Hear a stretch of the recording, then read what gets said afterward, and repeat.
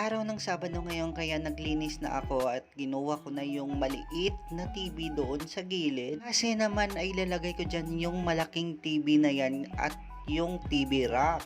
Ilalagay ko kasi yung TV rack at TV na malaki nito sa gilid doon kasi kasya naman dyan sa gilid.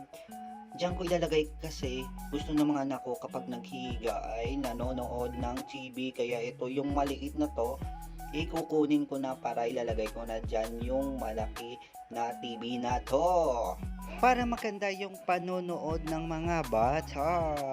So inumpisahan ko na nga pagkuha ng maliit na TV dito kasi nahirapan ako kanina magkuha nito kasi meron pang bracket or meron pang screw sa likod ng pader na yan. Kaya nga ay nilagyan ko na ng pantali yan muna para kunin ko sa likod yung bracket na